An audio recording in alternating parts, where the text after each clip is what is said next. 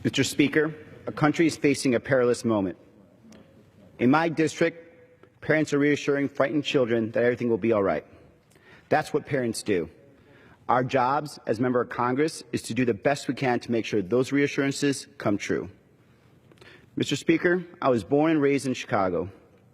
In 2000, I voted for the first time in my life. I voted for Barack Obama to serve in this chamber. While he did not win that election, I was inspired by his message of reform, change, and hope. Throughout his life and career, Barack Obama has always tried to bring people together. Even in a highly polarized and tumultuous time, he has always tried to rise above and bridge those divisions and to be a unifying force for good. This is who Barack Obama is. This is who he was at Harvard Law School. This is who he was as a community organizer in Chicago. This is who he was as a state senator, as a congressional candidate that I voted for, as a United States senator, and as our president.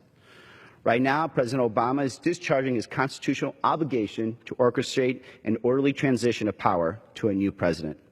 I understand and I respect why, under those circumstances, he has chosen to emphasize a message of national unity.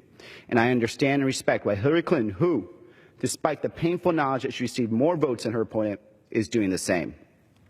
But I feel that I have an obligation at this moment, as do many colleagues in this House. I have a duty to tell the truth about Donald Trump.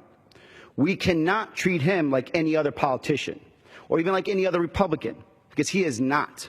Trump represents something much more dangerous. And while none of us want to be in this case, we have a duty to treat him like the threat that he is, a threat to our values, a threat to our people, and a threat to our national identity. Donald Trump is 70 years old, and it's unrealistic to expect him to change at this moment in time. Donald Trump is a sexual predator who brags about grabbing women without their consent. To date, he has been accused of sexual assault by nearly a dozen women. Donald Trump is a demagogue. His political mentor was Roy Cohn, Senator Joseph McCarthy's right-hand man. No surprise that Donald Trump burst onto the national conservative scene by peddling a racist, birther conspiracy questioning whether President Barack Obama, was even an American. To refrain from engaging in personalities towards the president-elect. Duly noted. Donald Trump is a bigot.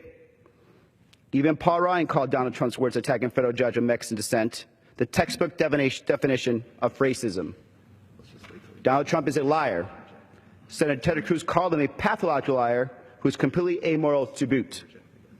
Most of all, Donald Trump is a con artist. The gentleman is again reminded about the decorum of the House and reminds members to refrain from engaging in personalities towards the president-elect. Duly noted. Next month, Donald Trump is going on trial for fraud related to fake university that bore his name. A series of exposés in the Washington Post have revealed systematic misuse of his funds at the fake charity he established. In Atlantic City, he enriched himself at the expense of creditors, investors, workers, and suppliers, while running multiple casinos into bankruptcy. Every one of us in Congress, every single one of us in Congress knows who Donald Trump is. It does not matter what he says today or what he does tomorrow.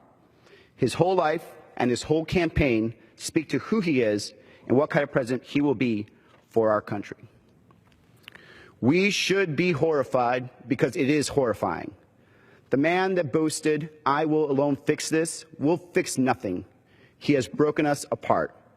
Millions of Americans are living in fear because he has threatened them. Muslims, Latinos, African Americans, women, the disabled, the LGBT community, and more. Donald Trump will be our next president. We here in Congress must oppose his agenda. We must oppose his efforts to increase his power. Anything that makes Donald Trump more powerful makes him more dangerous. Look at who Donald Trump is. Look at the life he has led. Look at the campaign he ran. No one should be under any delusions. No more in my lifetime have we needed stronger, aggressive, innovative, strategic leadership from the Democratic Party and the progressive movement that he fuels. Donald Trump will not be an ordinary president. Rather than helping him protect the country, we must protect the country from the new president. Mr. Speaker, this is uncharted territory. In the days since his election, Trump has attacked the right to protest. He's attacked the New York Times for its critical coverage. he announced that Steve Bannon, a white nationalist racist, will serve as his senior advisor in his White House. He is committed to deporting 2 to 3 million immigrants immediately. His team has threatened legal action against a senator who criticized him. And on the campaign trail, he threatened to use regulatory powers of the federal government to retaliate against his critics. Despite his promise to drain the swamp of corruption in Washington, he is stacking his transition team with corporate lobbyists. Trump is preparing to install foxes to watch the people's henhouse. Last, but by no means least, he has refused to engage in any meaningful financial disclosure or to take any steps to effectively mitigate the conflicts of interest inherent in the President of the United States and also being the head of an opaque network of privately held companies. We don't know who he owes money to, and we don't know who is paying him. He's installed his children and heirs to manage his company even while they serve as top advisors to his transition. Given everything we know about Donald Trump and everything we don't know, I was alarmed by the words of senior leaders from the progressive and centrist wings of the Democratic Party regarding their openness to working with Donald Trump on infrastructure. Under ordinary circumstances, we would welcome a plan to invest in America's infrastructure. Either that plan came from the other side of the aisle, especially if it came from the other side of the aisle. But Donald Trump is not an ordinary politician. He is a con artist.